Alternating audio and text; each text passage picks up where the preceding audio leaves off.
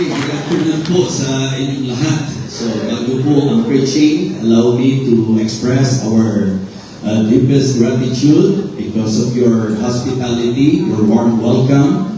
I can say na pumupunta kami rito sa layunin na gusto namin i-encourage kayo.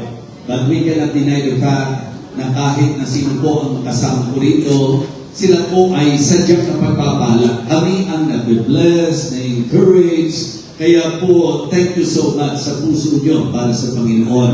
Well, sa trip na ito, iloob ng Diyos na sabi ko nga, buhay pa si Sister Mila, talagang ang isa sa kanya pong bukang bibig po sa akin, lalo na sa inyong pastor, ay ang magkaroon ng pagkakataon na makadalo dito sa gawain ang kanilang buting pastor, na kung saan sobrang pasasalamat din ng pastor na ito na mayroong Living Water Baptist Church Paris na kumalinga spiritually kay Sister Mila. Kaya si Sister Mila po, hanggang sa siya ay kinuha na ng Panginoon na sumpungan na nagtatapat sa gawain. Amen? Kaya teamwork mo yan. Gawain sa abroad, gawain sa Pilipinas. Kaya nagtataka lang ako kung bakit sa iba nagkakaroon po ng conflict, samantalang pwede pong maging maayos ang arrangement. Ano po? And I can say that the pastor of Sister Mila is one of the most respected pastors among Baptists. I for one can say, ang taas ng respeto ko sa kanya. Talagang time ng Panginoon ito. Sapagkat nangyari ito sa pagkakataon naman na ikinasal ang anak ni Sister Mila. Nandiyan ba sila? Opo. Akala ko wala eh. Ayan. So, pahintulutan niyo po na i-introduce ko po sa lahat ang pastor po nila sa Pilipinas. Walang iba kundi si Dr. Emerson Cruz. At ang kanya pong position ng may bahay, si Ma'am Judy. So, masaya po sila. Yung inubantuhan po kami, talagang, kasi nakaka-encourage po talaga kayo. Kumbaga, alam naman natin walang gawain na walang problema, pero sa gawain ito, talagang nangingibabaw pa rin ang gawa ng Diyos higit sa mga problema. Amen? And this morning, it is also my joy to introduce to you dilog ng Diyos na makasama namin. Ito po ay isang pagkakataon, maganda rin aware po kayo, na ang pinaka-mother church ng Living Water ay pinagpala na meron pong pamilya na talagang willingly and wholeheartedly from the very beginning, sila po ay naging mabuting katiwala ng Diyos na ang building na kung saan doon po ang pinaka-chapel ng Living Water Baptist Church sa Mesa. Actually po, sila ang pinagkatiwalaan ng Panginoon at ito po ay talagang mula po pasimula hanggang sa bumalik ang Panginoon, consecrated for the ministry. And this morning, actually po, this afternoon, siya po ay nagse-celebrate ng kanyang birthday. Exactly today. Yeah. Pagkayin muna natin. Actually po, ang Kasahe family po, ang ginamit na instrumento ng Panginoon. So, si Ma'am Susan, ang anak na babae po ni Doktora Lidonia Kasahe, at siya po ang tagapagmana. Opo. Kaya po, ngayon, nagpapasalamat po tayo na nakasama natin siya. And it is good na nakilala po natin ang naging instrumento ng Panginoon. Ang laki-laking blessing sa Living Water Baptist Church na yung gathering place natin doon. Imagine, dito po, para makapag-gather kayo, kailangan po gumastos kayo ng malaking halaga, di po ba? But, you know, from the very beginning, when that chapel or building constructed po, mga kapatid, ang naging heart nila, consecrated yun. Yung 2 floors na yun. Kaya pag umattend po kayo sa atin, umaakyat po kayo ng third heaven bago po kayo maka-worship. Ano po? At yun po, mga kapatid, nagpapasalamat tayo sa kanila. Forever grateful po kami. Kaya nga, kung una, ang desire ko po, makarating dito si Pastor Dennis, pero hindi po niloob pa ng Panginoon sapagkat inunahan po siya ng kanyang bayaw. Yan po ay walang iba kundi si Pastor Elmer Bermudez. Pastor Elmer Bermudez. you know, si Pastor Elmer ay nagpapastor po. Manila boy po yan. Pero dinala po siya ng Panginoon sa Mount Ugo Baptist Church sa Tumulpos, Benguet. Okay? Sino dito mga Ilocano? Yeah, siya po hindi. Nag-mission lang po siya. So, at ipapasalamat tayo. I'm very happy na nakasama po sila ngayon. Okay? Palapang po natin. Pastor Elmer. Okay. So, ang karangalan ko rin po ang makasama sa gathering natin ngayon. Siya po yung nagpapastor.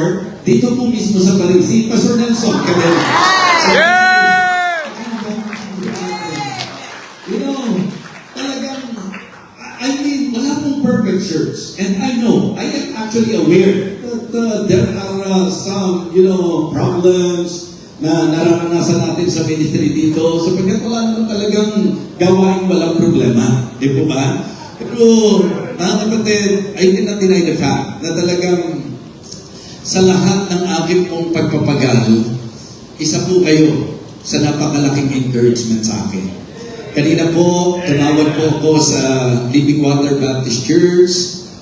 Actually, masaya ang aking pong opening sa kanila. Pero hindi ko po maiwasan along my message sa kanila, talagang yung emotion ko po medyo, kasi it is also good for all the members to realize that the ministry that the Lord entrusted to me is not easy. Diba? Dealings and managing many people, hindi po madali yan. Kaya medyo bumangon po yung emotion ko po kanina kasi kadalasan ang tao pag nag-abroad, ang usapan dyan, pasyal. Kami natutuwa kami, nakapasyal po kami. Pero tayo rin po ang pasyal dito kasi kailangan mo bumalik. Di po ba? Pupunta ka sa mahabang biyahe, kailangan bumalik. Kaya nga, lalo na yung mga nagdadrive sa amin. Lahat ng nagdrive po sa amin, hindi ko na po kayo iisa-isahin, pero sobrang salamat sa inyo. Malaking para sa amin po, unwinding and break po yon. Pero alam niyo po yan, ang pastor po ninyo, pumupunta rito hindi para sa pasyal. Ang katibayan yan, araw-araw Bible study tayo. Di po ba? So, tapos ang uwi natin, anong oras? Di ba? Naghihiling na po ang mga taga-Pilipinas. Kami po ay nasa Bible study pa. So, ito po yung joy ko. Ang joy ko po, mga kapatid, more than pasyal, more than pleasure, my joy is to always proclaim the Word of God and to do the will of God, yung kanyang task. Kaya nga sabi ko, hindi po karaniwan ang lakas na ibinigay ng Panginoon sa akin. And I am very happy that my wife is with me. Yun po ang isang malaking konsuelo ko. Kapag ka lumalakbay po ako, nakasama ko po ang asawa ko, my beloved wife in whom I am well pleased. Okay? Sobrang tuwa ko po. At alam ko, masaya rin kayo pagkakasama siya. Di po ba? Oo, mag-init kayo para sumama siya ulit. Bakakala niya, ini-invento ko lang yun. Di ba masaya kayo pagkasama siya? Di ba? Masaya-saya nyo. Okay, so, yun po mga kapatid. At siya rin naman po, sobrang saya din po niya. Okay? And congratulations, best friend. At si Ira. Mabuhay ang bagong kasal! Nagpasalamat kayo na walang baso rito. Dahil kung may baso rito, di ba? Kasi yun po, kabilin-bilinan ng Brother RJ, Bishop. Saan po, bakit sa kasal, tugtog kayo dito. Ano yung baso? Sabi ko, ilan ba kami ng mga kinausap mo? So, well, I hope and I pray na yan ang magdadala sa inyo sa mas tamang direksyon sa buhay paglilingkod nyo sa Panginoon. Marami kayong dinaanan, marami ang inyong dapat natutunan, at ngayon kayo'y mag-asawa na dapat talagang magyakap kayo na kapwa nagtatapat at naglilingkod sa Diyos. Sabi niyo, bumiyahe pa kami para ikasal lang kayo, di ba? Oo, kaya sana talagang maging makabuluhan po yan. Ang dami ko pong gustong sabihin pag nandito po ako, mga kapatid. In fact, natutuwa ako sa ginawa ng Panginoon. Doon po sa gawain po natin sa Italy. Please continue to pray for them. And yung lagi ang desire ko po na kahit yung short span of time na magkakasama, maging worthwhile. Ano po? I mean, maging makabuluhan. At Dati naman po, natutuwa po ako sa Living Water Baptist Mission Milan, sa panguna po ni Pastor Andy at yung mga kapatid natin doon na masikasig talaga. Tapos sa Bobo, nakita ko po, binigyan na sila ng Diyos ng place. Kailangan po ipag-pray din po natin sila. At dito naman sa Paris, mga kapatid, masaya ako na may mga nadaragdag. Masaya ako na may mga new faces. Pero hindi kumpleto ang saya ko kung mawawala ang mga dating mga mukha. Okay? Yung bang, kung gagamitin ko yung salitang sentimental aspect, parang sa akin po, ibang-iba yung joy ko pagka po nakikita ko yung mga faces na nung kami po yung unang dali ng Panginoon dito, kayo na po ang mga nandiriyan. Kaya, sana po, walang iwanan. Sama-sama tayo. Walang ibang dahilan kung bakit tayo nandito, kundi ang Panginoon. Kaya ano man po magiging sitwasyon nyo, magbibitiyo sa yakap natin sa Panginoon. Okay, siguro pwede tapusin na natin doon. Kasi, ayos na po yun. No. Yung mga, makita mo yung mga kabataan na naging special number, di ba? Alam ko po na talagang may manager sila, pero walang kinalaman yun kung bakit ang ganda ng kanta nila, no? So, hindi po, mga kapatid, it is really great and wonderful to see them. Mga batang-bata, ngayon, titingalain mo na sila malaki. Lalo na yung leader natin kanina, grabe, ang tangkad, ano? So, nakatingala ako sa kanya at nagpapasalamat.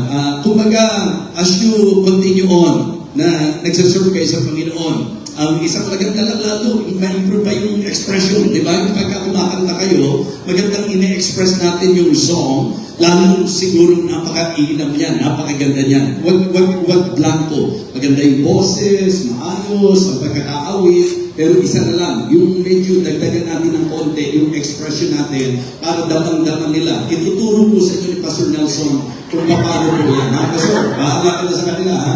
Oo, yung kung paano i-express lalo yung awitin. Hindi naman para maging masyadong emosyonal, but yung just to make the people understand the message even through our expression. Okay? So, gagamitin ko rin po ang pagkakataong ito para pasalamatan po ang Living Water Baptist Church Paris sa pagsuporta niyo po sa mga missionaries natin. Yes. Baka hindi pa po gaano aware ang ilan sa inyo. At ito nga po ang pagdalaw dito na kung saan sesentrohan po yan. Kaya ngayon na rin po siguro magandang malinaw na ma-i-announce. Pero ang pastor niyo po, because of his heart, medyo nagsisimula na po tayo na yung mga Living Water Baptist Mission doon sa Pinas na nasa Batangas, nasa Tondo, nasa Paranaque, nasa Valenzuela. Yung pong mga missionaries po natin doon ay praise God na susuportahan na po. At yun po ang kalooban ng Diyos. Hindi kalooban ng Diyos na masaya lang tayo dito. Kailangan may accomplish at may serve ang purpose why the Lord built this ministry. Sa scripture reading natin kanina, so I want to invite everyone to please, ready na ba kayo sa preaching? Opo, hindi po maganda yung pagkaawitan. Amen tayo ng amen. Pag preaching, mas lalo maganda yung amen po dyan. No? Romans chapter 10, please, and may I request everybody to please rise. Tumayo po tayo lahat. Romans chapter 10, sa ikalawang pagkakataon, babasahin ko po sa inyo ang naging scripture reading natin kanina. Romans chapter 10, beginning verse number 1. Brethren, my heart's desire and prayer to God for Israel is that they might be saved. For I heard and record that they have a zeal of God, but not according to knowledge. For they, being ignorant of God's righteousness, and going about to establish their own righteousness, have not submitted themselves unto the righteousness of God. For Christ is the end of the law, for righteousness to everyone that believeth. For Moses describeth the righteousness which is of the law, that the man which doeth those things shall live by them. But the righteousness which is of faith speaketh on this wise. Say not in thine heart, who shall ascend into heaven? That is, to bring Christ down from above. Or who shall descend into the deep? That is, to bring up Christ again from the dead. But what saith it? The word is nigh thee, even in thy mouth, and in thy heart. That is, the word of faith which we preach. That if thou shalt confess with thy mouth the Lord Jesus, and shalt believe in thy heart that God has raised him from the dead, thou shalt be saved. For in the heart man believeth unto righteousness, and with the mouth confession is made unto salvation. For the scripture saith, whosoever believeth in him shall not be ashamed. For there is no difference between the Jew and the Greek. For the same Lord over all is rich unto all that call upon him. For whosoever shall call upon the name of the Lord shall be saved. How then shall they call on him in whom they have not believed? And how shall they believe in him of whom they have not heard? And how shall they hear without a preacher? And how shall they preach except they be sent? As it is written, how beautiful are the feet of them that preach the gospel of peace and bring glad tidings of good things. But they have not all obeyed the gospel. For Isaiah said, Lord, who hath believed our report? So then faith cometh by hearing, and hearing by the word of God. Pagpalain po ng Diyos ang pagbasa natin ng kanyang banal na salita. Let us go to Him and pray. Let us pray. Our gracious, loving Father, Almighty God, thank you so much for this beautiful day. Thank you for the privilege of worshiping you in the Spirit and in truth. Thank you even for this church, especially sa kanila pong pastor na hardworking at sa mga members na super and ever supportive. May you continue to bless this ministry, Lord. And I pray na ang bawat individual ngayon ay kakausapin mo po sa hapon sa usapin ng misyon. I pray, O God, that you will continue to work in the hearts of the people, especially sa aming pagpapatuloy sa pakikinig po ng iyong banal na salita. Help me, Lord, and empower me. Build with your Holy Spirit. Guide me. Give me wisdom. And please, Lord, ikaw po ang siyang umabot sa bawat kinauukulan. Ito po ang aming panalangin o aming amang Diyos sa pangalan po ng aming Panginoong Jesus. Amen. Amen. You're now be seated. Una po tayo. So, what I would like to share with you this morning is the message entitled, Have a Heart for Mission. Magkaroon po tayo ng puso para sa misyon. Alam ko pong may tema po tayo ngayon, and in fact, sa equipping po natin at sa enhancement natin, natackle po yan. Basta isang bagay lang po ang sasabihin ko sa inyo. Bago po ako mag-proceed sa ating mensahe at hamon para sa misyon, isang bagay lang po ang sasabihin ko sa inyo. Ang isa sa magandang i-apply ng church para sa usapang building up each other, ito po yung idea ng rejoice with them that do rejoice and weep to them that weep. Ang ibig sabihin po, kung gusto natin na talagang sa usapang buhay ministry, malesen po ang problema, matuto po tayong makikalak sa mga nagagalak. Pag may nagagamit ng Panginoon, makikalak po tayo sa Kanya. Kapag kami nabibigyan ng pagkakataon, makikalak po tayo sa Kanya. Iwasan po natin ang inggitan. Iwasan po natin ang siraan. Iwasan po natin ang mga usapin na hindi makatutulog. Pangarapin po natin na ang church ay maging maayos sa pamamagitan ng kaisipan na bawat individual ang iniisip natin dapat yung ikakaayos ng church. Amen? At i-apply lang po yun. Settle po yan. Yung Romans chapter 12, napakagandang batayan po yan. Let love be without dissimulation. Abhor that which is evil. Cleave to that which is good. Isipin nyo lang mabuti. Ito bang gagawin ko masama? Hindi ako dapat maging ayon sa kasamaan. Diba? Ano ang mabuti? Yun ang dapat kong gawin. Makabubuti ba ang chismis? Hindi. Hindi ko dapat gawin. Makabubuti ba ang paninira? Hindi. Hindi ko dapat gawin. Makabubuti ba ang mag-encourage? Makabubuti ba ang mag-isama sa fellowship? Yun po ang dapat natin gawin. As simple as that. But this afternoon, allow me to somehow focus on the thing na para sa akin, napakadil sa puso ng Panginoon. And you know, what is that? Mission. Mission is very dear in the heart of God. Napaka-hapit sa puso ng Panginoon. At pag inaraw po natin, mga kapatid, sa usapang misyon, ang Panginoong Jesus ang unang-unang magiging magandang ehemplo sa usapan ng pagkamisyonero. Okay? Why? Sapagkat siya po'y isinugo, mga kapatid. Diba? Isinugo po siya ng Ama at kung ano ang dahilan, kung ano ang layunin, kung bakit siya isinugo, yan po ang tinatawag nating mission. I want all of you to understand that mission mission sa kanyang best definition, it is the reason why God sent His Son. Ang mission po, ang sabi ng Luke 19:10, to seek and to save that which was lost. Amen? Luke 19:10, for the Son of Man is come to seek and to save that which was lost. Kaya pagka nag-usap tayo ng misyon, ang pinag-uusapan po natin ay ang patungkol sa nawawalang kaluluwa. Amen?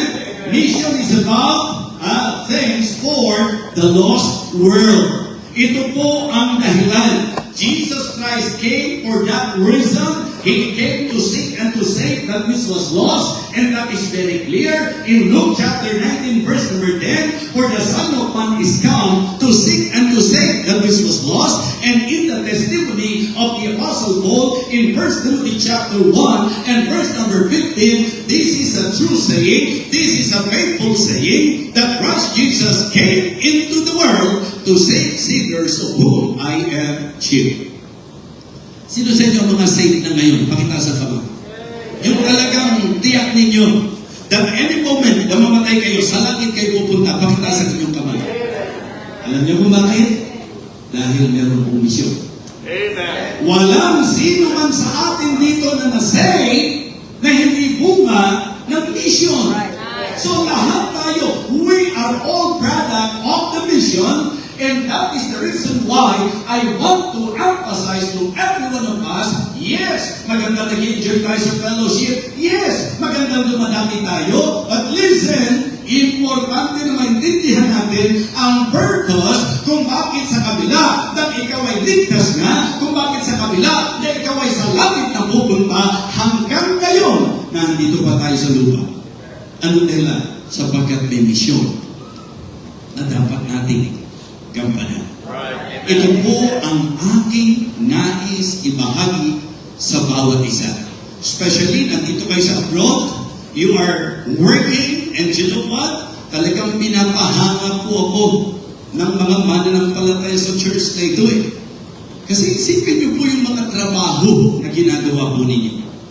Tapos, pag ini-imagine ko po, yung pong mga pinapamasahe nyo lang, yung transportation, budget ninyo, kung gaano po kalaki ang transportation, tapos pagka ibisita pa kayo, nakatulad po namin na pumupunta rito, kung paano kayo masasabi nating nag-uunit para po sa provision, para sa inyong pong hospitality, sa mga dumadalaw dito, lalo na mapapansin niyo po, mukhang nadadalas na marami pong dumadaan po dito sa atin. Ini-imagine ko po, kung hindi heart ito, bakit mo yan gagawin?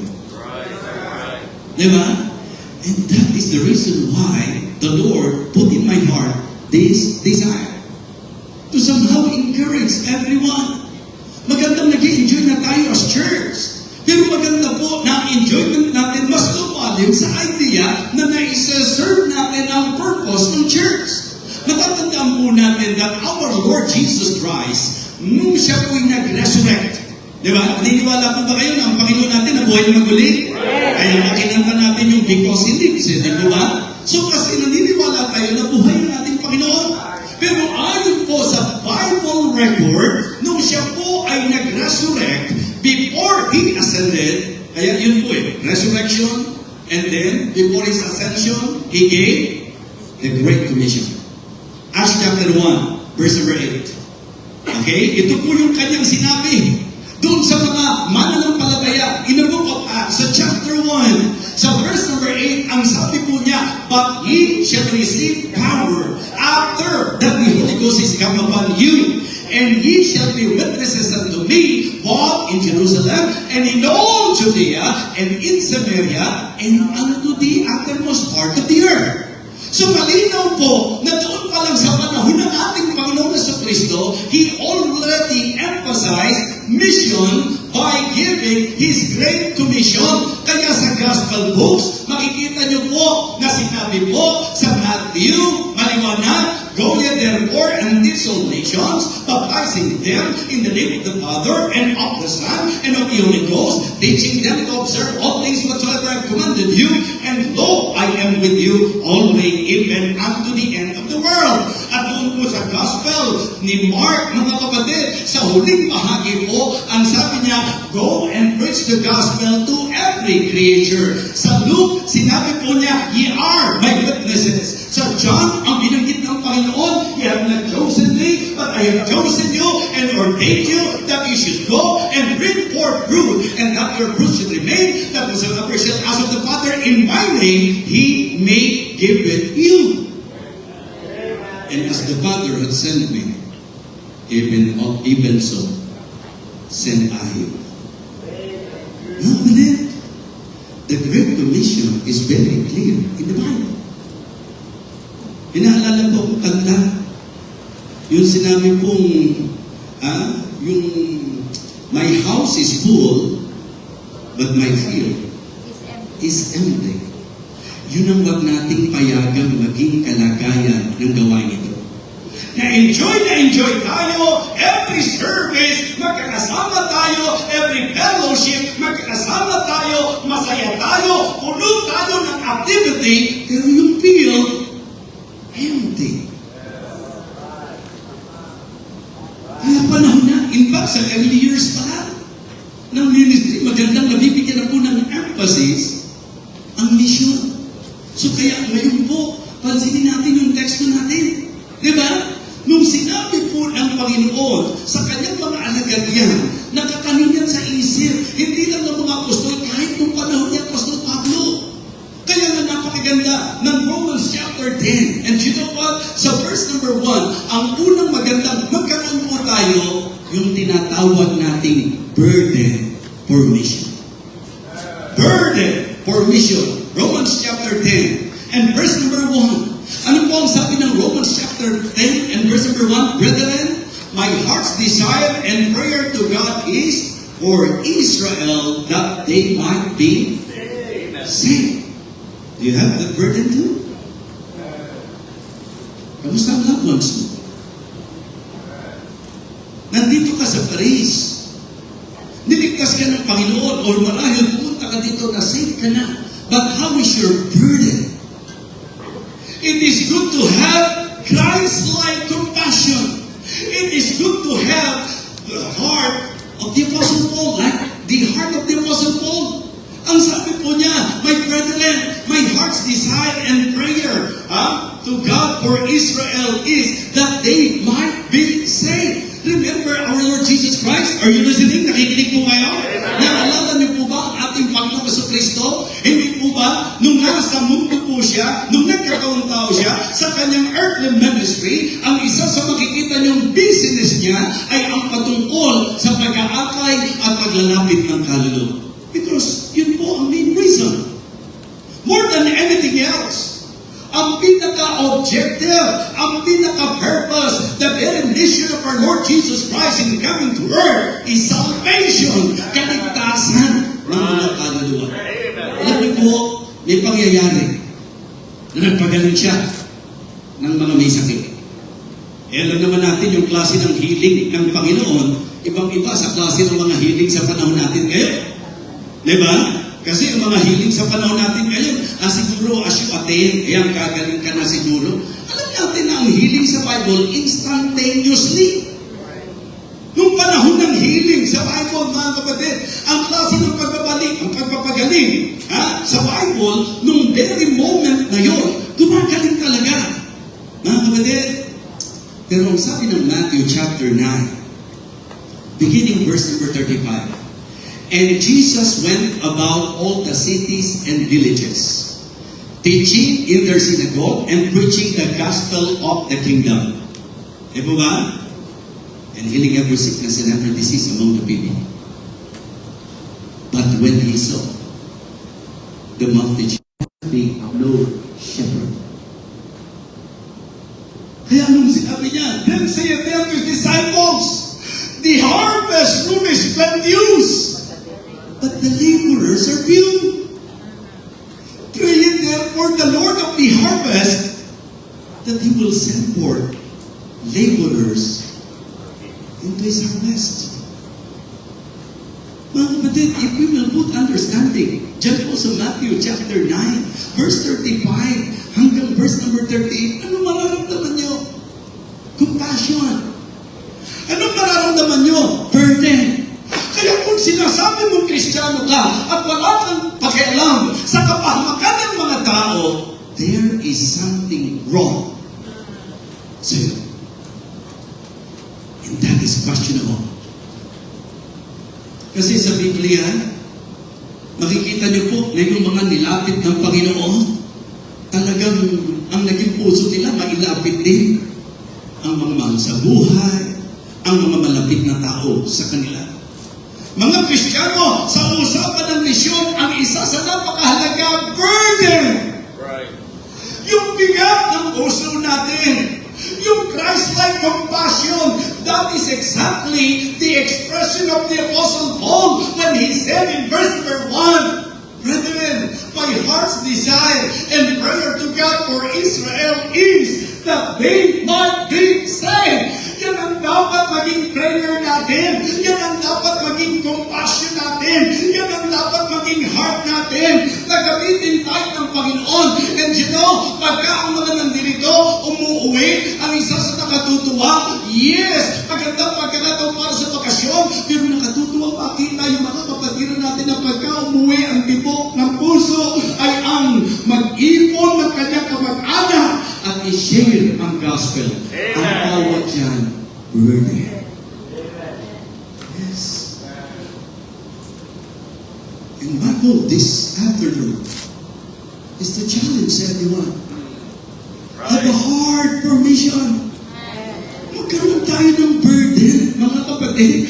Yun ang dahilan mga Kristiyano. Kung bakit kalimutan nyo yung mga pangsarili, yung mga tisuran dito, yung mga siraan dito, ang dapat maging striving natin, ang dapat maging goal natin, maging mabuting testimony tayo sa mga nakapaligid sa atin. Kasi ang hirap na mag-iimbita ka, atin ka sa church namin, masaya doon, magkakaaway kami.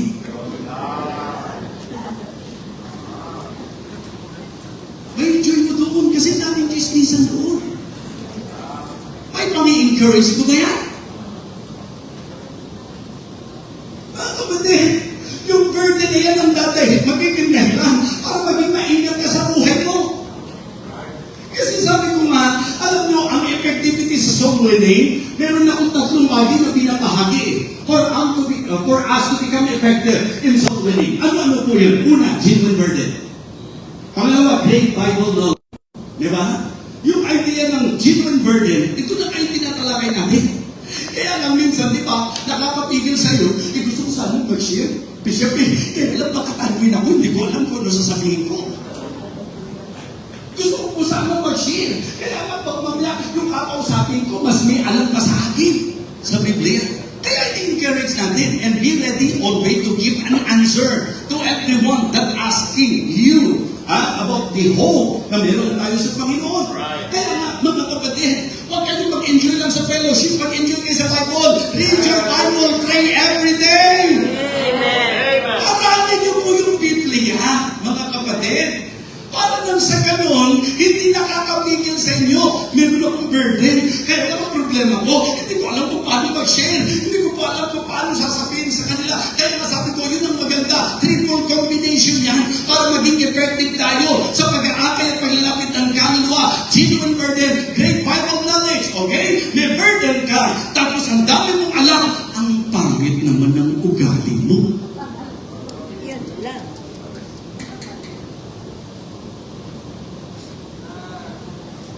Alam mo, meron dapat sinasabing mabait na tao, dapat mga Kristiyano yun. Dapat maging kahihiyan natin na kung sino pa yung unbeliever, sila pa minsan yung mukhang believer. Diba? Nakuha niyo mo ba yung concept na pagka nagpakilala ka, uy, alam mo, believer. Ha? Believer ka? Tapos yung iba naman, pagkakamalan ng believer. Amen. Nakakahadlang din po yung hindi magandang patutuo natin. Kaya huwag niyong ialis yan sa triple combination. Ha? kung gusto mo talaga na makapag-akay ka ng kaluluwa sa Panginoon, ito po ang napakahalagang bagay na dapat mabigyan natin ng importansya. Genuine burden, great Bible knowledge, and godly behavior. Let your light so shine before men, that they may see your good works and glorify your Father which is in heaven. Always be reminded, dun sa sinabi ni Apostle Paul, that ye are our epistle written in our hearts, known and read of all men. Sabi po ng Philippians chapter 2, sa verse number 12. Simula po verse number 12. But beloved, as ye have always obeyed, not as in my presence only, but now what's more in my absence. Anong sabi niya?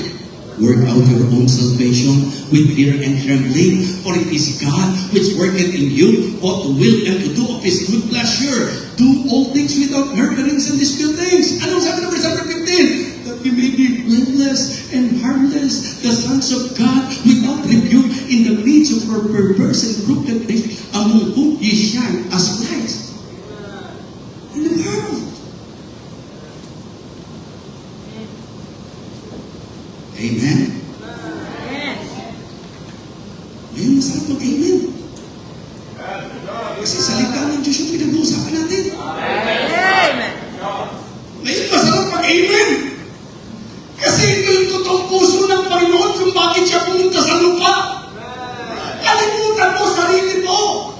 Huwag mo nasa gawain ka, puro sarili mo ang inintindi mo. Nasaktan ako, hindi mo gusto yung ginawa nila. Mga kapatid, huwag ang kahit sinong tao maging beses mo. Yung puso mo sa Diyos ang dapat magpapanatili siya. Burden, no mission. Second, the basis of mission.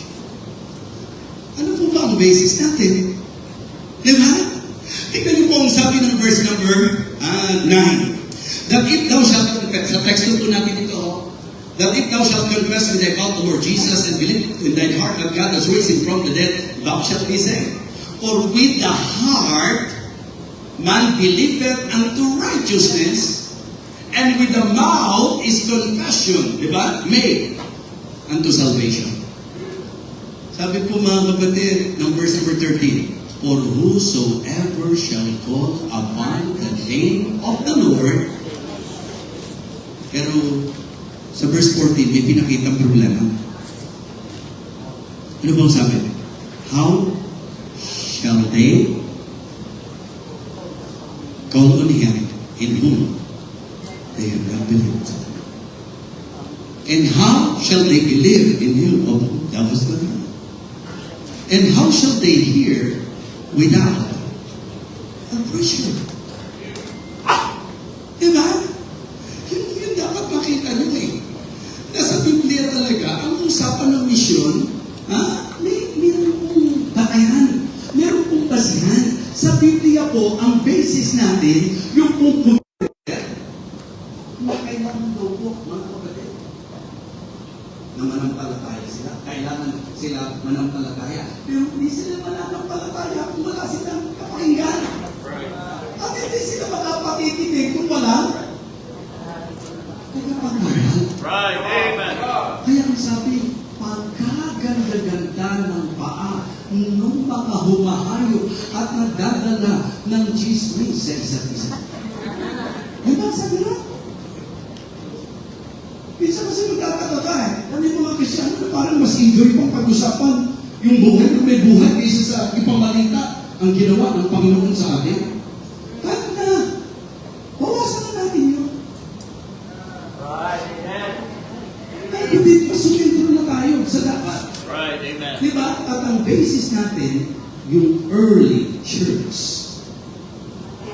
Kaya po ang mission ay nakabatay sa itinulog ng salita ng Diyos. At ang basis natin, yan po ang ginawa ng early believers. Yan po ang ginawa ng early church. Kaya importante, magkaroon tayo ng klarong unawa tungkol sa bagay na ito.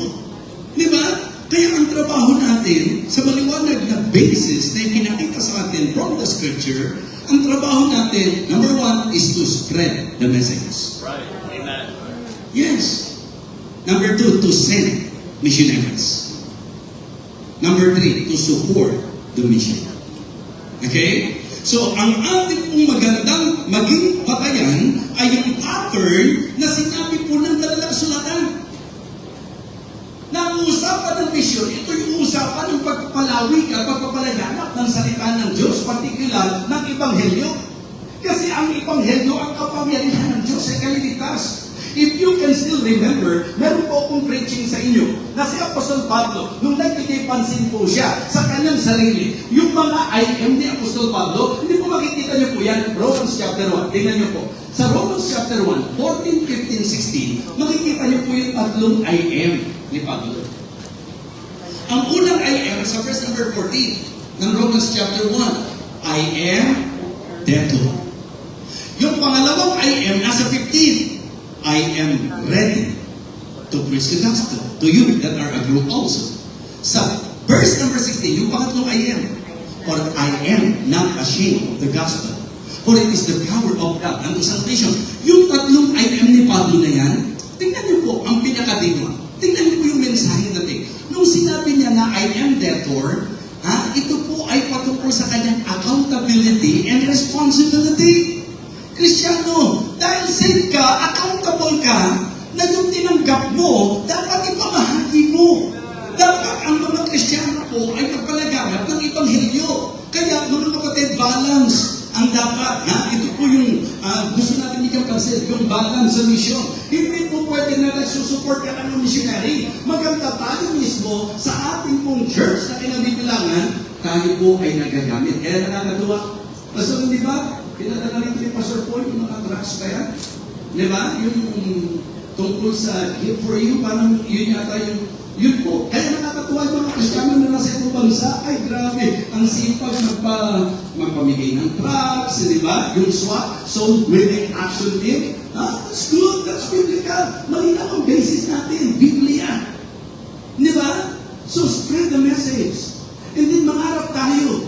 Sa isang araw, meron tayong Preacher Andy, Preacher Will, Preacher Dante, Preacher Alan, Preacher Lester, na isusugok mga kapatid. Sa Iran, di ba?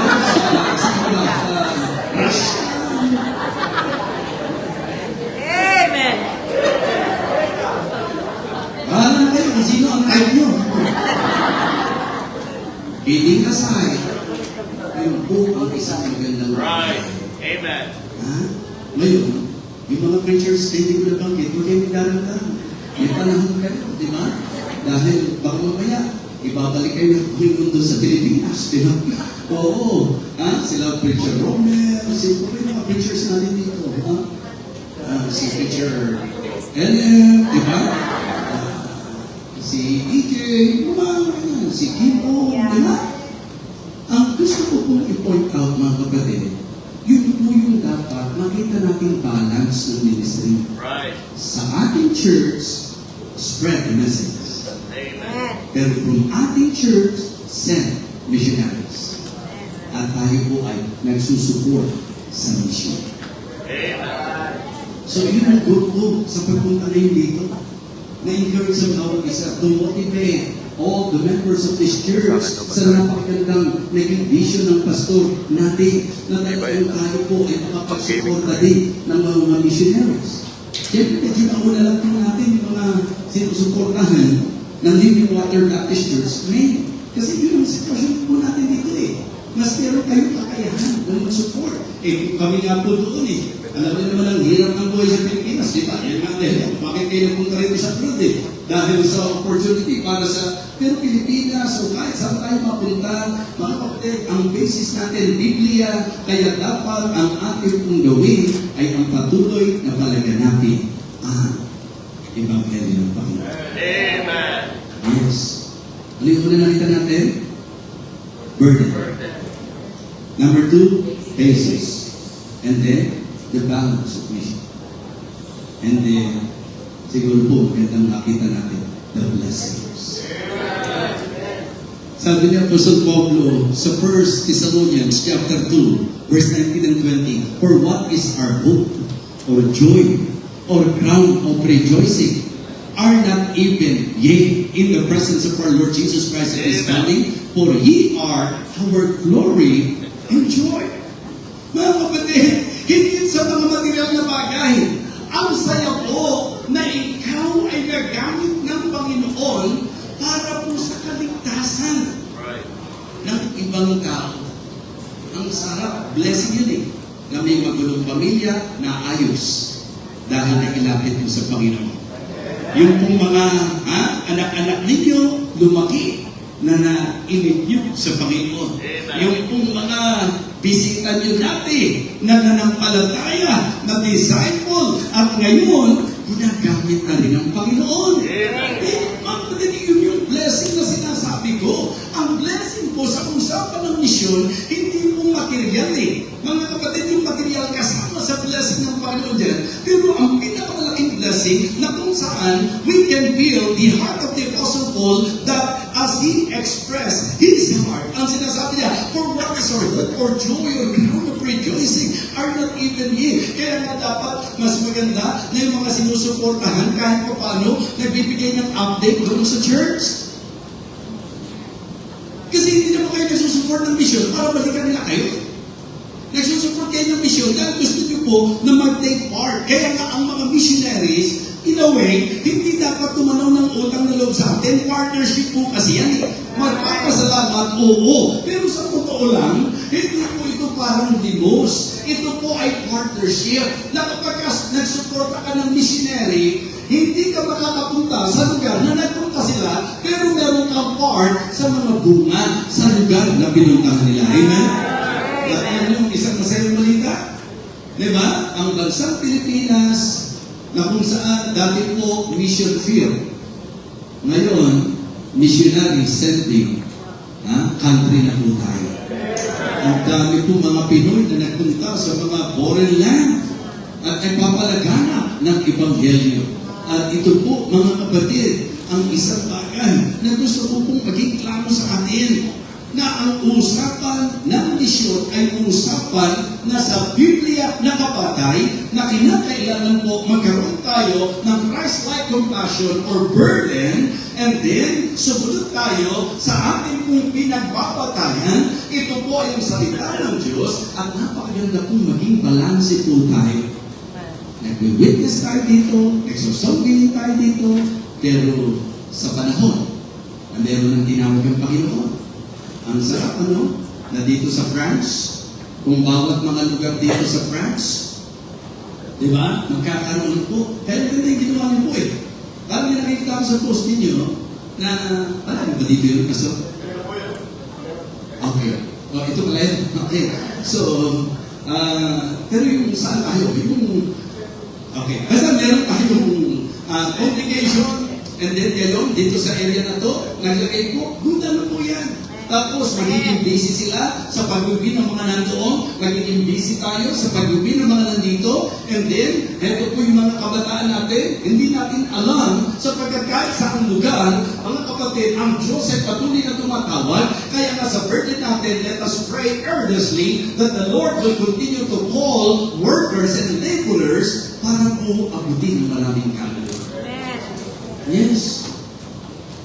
Yung bang idea na talagang team effort, yung striving together for the furtherance of the gospel, is striving together for the faith of the gospel, yung bang nagsasama-sama po tayo, nagtutulungan tayo. Kapatid, ang isang bagay nun po na gusto kong ipaalala sa inyo sa usapan ng misyon, let all things be done decently and in order. Right. Meron po tayong tinatawag na base. Right. At ang home base natin ay ang congregation na kung saan tayo nabibig. Maganda po, nagsusupport tayo as church. Naka-course through doon po sa ating church. Kasi minsan, ang magiging problema po, meron pong mga natutuwa tayo dahil bata pa lang po yung gawain, talagang binamindset na sila sa mission. Pero hindi maganda na nag-iisip na silang suportahan ng mga misyonero kung saan-saan. nang hindi nila nasusuportahan ng ayos yung mismo misyonero o pastor na ginagamit ng Panginoon. Sa atin, wala tayong problema sa ganun eh. Kasi nakita ko kung gaano nyo po suportahan, alagaan, at talagang nandyan kayo para sa ating pastor. Pero ang sinasabi ko po mga kapatid, yun po ang magandang panimula na matuto kang magsuporta sa mga gawa na ginagamit ng Panginoon sa atin. And then, ito po ay lumawig mga kapatid sa pagmamahal at pagbibigay pansin. Kaya nasabi ko, leading ng Panginoon. Kaya nandito ako para pasalamatan kayo sa mga misyonero na galing po sa Living Water Baptist Church na sinusuportahan ako ng Living Water Baptist Church Paris. Maganda na pagka pumupunta tayo sa gathering place o kaya kung merong bahagi po na nakita nyo, ito yung picture ng missionary na sinusupport natin, tapos makikita nyo yung growth ng kanilang gawain. Wow! Malaking encouragement po yan. Kapatid, ngayon sa daling ito, ang gusto ko pong unang bigyan ng tingin sa ating challenge ay yung pagkakaroon nating lahat ng burden. Ang burden, genuine burden. And let us shed tears for the lost. Let us spend time for the lost. And let us share treasure for the lost. Pwede bang i-plus natin sa screen? Let us shed tears for the lost. Let us spend time for the lost. Right. And let us share treasure for the lost. Ano po ang idea ng shed tears? Psalm 126, verses 5 and 6. They that sow in tears shall reap in joy. He that goeth forth and weepeth, bearing precious seeds with him, shall doubtless come again with rejoicing, bringing his sheaves with him. Yun po mga kapatid. Shed tears for the lost. Papapakanta ka tuloy nung sowing in the morning, sowing in, di ba? Bringing in the sheaves. Remember that song? Di ba? Shed tears for the lost. Psalm 126, verses 5 and 6. Sabi ni Apostle Paul sa Acts 20 and verse number 19, serving the Lord with all humility of mind and with many tears and temptations which befell me by the lying way of the Jews. So, let us shed tears for the lost. Iyakan natin yung mga loved ones natin. Paramdam natin sa Diyos yung totoong burden natin, yung totoong compassion natin. Mga kapatid, ipag-pray natin ang bansang Pilipinas. Nakita niyo po ang korupsyon. Gabi-gabi na. Ang tanging solusyon ay ang salvation, mga kapatid. Kaya sana po talagang mapalaganap ang misyon. Yung loved ones ka, hanggang ngayon, di pa sa'yo. Padamo mo sa Diyos. At talagang gusto mo siya pa sa'yo. Shed tears. Iyakan mo siya sa Panginoon. Iparamdam mo sa Panginoon yung talagang matinding desire mo, yung matinding burden mo, na gusto mo talaga siya kasi. And then spend time. Opo, okay na maging busy kayo sa trabaho, but please don't disregard yung pong time na dapat gugulin din natin para humayo. Yung pong makisama po tayo sa mga soul-winning action team. Yung pwersa ng pag-aakay ng kaluluwa. Mga kapatid, spend time for the lost. And share treasure for the lost. Ito na yung support. Amen? Philippians chapter 4, please. Philippians chapter 4. Isa sa remarkable in the life of the Apostle Paul as missionary. Philippians chapter 4, beginning verse number 10. But I rejoice in the Lord greatly, that now at the last your care of me hath glorious again. Wherein you were also careful, but you lacked opportunity. Ano po ang sabi? Tuloy-tuloy mo kapatid. Diba? Not that I speak in respect of want. Diba? For I have learned in whatsoever state I am, therewith to be content. I know both how to be abased and I know how to abound. Everywhere and in all things we are instructed both to be full and to be hungry, both to abound and to suffer need. At ito po yung talatang gusto ng marami. I can do all things through Christ, which is strengthening me. Amen. Si Pablo sabi niya, gutom, kaya niya. Alam niya, meron siya kasiyahan eh. Pero kaya niya kinukomment tong church na ito kasi sila po yung nakipagtulungan. Tingnan niyo kung sabi ng verse number 14. Verse number 14, notwithstanding you have well done that you did communicate with my affliction. Ang sabi ng verse number 15, now you Philippians also, that in the beginning of the gospel, no church, when I departed to Macedonia, no church communicated with me as concerning giving and receiving, but he only. For even in Thessalonica, he sent once and again unto my necessity. Verse 17, not because I desire it, but I desire truth that may abound your account. Amen. Diba? Verse 18, but I have all and abound.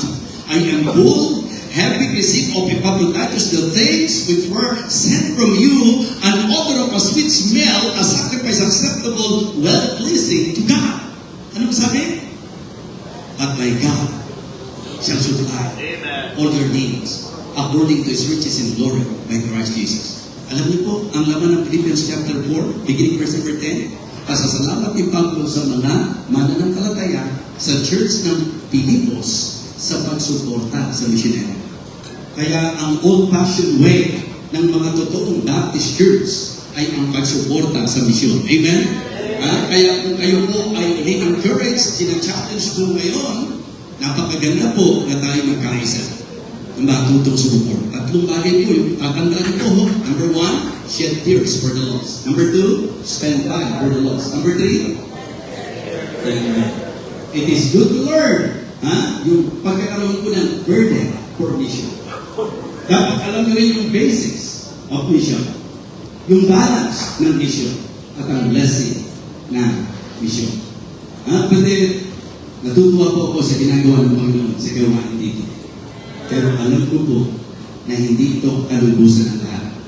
The reason why this afternoon, the Lord decided to challenge every one of you sa usapan ng mission.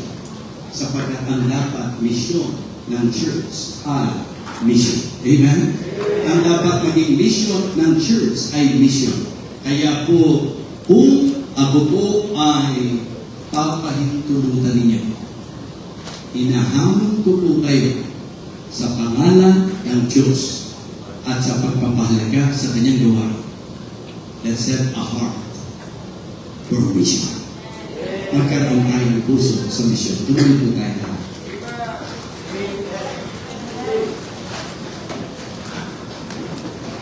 Lahat ng totoong iniligtas ng Panginoon, dapat ang mensahe ito ay maging malaking hamon sa bawat isa sa atin. The mission is about salvation. Jesus Christ came to seek and to save that which was lost. Habang na kayo po at nakapigil ang bawat isa, I would like to request all of you to please, yupo tayo, pikit po tayo. Are you saved today? Tiyak mo na ba na kapag ka namatay ka, sa langit pupunta ang kalooban? Kung hindi, gusto kong malaman mo na kaya po naparito ang Panginoon upang iligtas po tayo. Kaya kung hindi ka pa nakatitiyak ng kaligtasan, yan ang rason kung bakit dinala ka ng Panginoon sa lugar na ito para tulungin ang iyong kaligtasan. Kung hindi ka pa safe at ngayon, nais mong matiyak ang langit, nais mong panampalatayan ng Panginoon para sa iyong kaligtasan. If you have spirit of heaven, and this afternoon you want to open your heart to Jesus and by faith accept Him as your Savior. Pari ba makita mo yung pamahal? I want to receive Christ in my heart as my Savior. Meron po ba? Okay, assuming that all of us here are already saved. The challenge of God is very clear. Mula po sa kanyang salita. How is your burden for the lost? Kamusta po ang puso natin para sa kaligtasan ng iba? Mula po nung na-save ka, meron ka na bang maituturo at masasabi mo na tao na nalapi o nakatiyak ng kaligtasan dahil ginamit ka ng Panginoon sa kanyang buhay? Minsan mahirap ipag malaki na tayo po'y matagal na. Sapagkat dapat kung matagal na tayo, nagagamit na tayo ng Panginoon para sa pag-win ng kaluluwa. So if the Lord touched your heart, and if the Lord challenged you this morning through His Word, and you want to respond, kung ikaw ay hinamon ng Diyos sa mensahe, the message is true, the message is right, I need that message, hamon ito sa akin, at gusto ko na ako'y magamit ng Panginoon para sa kaligtasan ng kaluluwa ng tao. Gusto kong ako'y maging kabahagi sa pagsuporta sa misyon. Sige po, ngayong sandali ito, bukas ang altar. Those who would like to respond to the message, the altar is now open. Thank you, praise the Lord. Dito po, gawin po natin itong altar na ito. Sapagkat naniniwala ako na ang mga Kristiyano ito dapat maging pinag ng puso. Ito dapat maging heart's desire. Malinaw po yan. Ito ang naging heart's desire ni Paul. Ito yung kanyang burden. Ito yung kanyang compassion. Gusto niya na siya magamit ng Panginoon para sa kaligtasan na mahalagang kaluluwa. Mga Kristiyano, dapat ang bawat isa sa atin ay magkaroon ng genuine burden sa mga taong nangangailangan ng kaligtasan. Dapat maging burden tayo na magamit tayo ng Panginoon. Dapat maging involved tayo sa songwriting endeavor ng church. Dapat magkaroon tayo ng puso para makasuporta sa mga gawain na umaabot ng mahalagang kaluluwa. Sige po.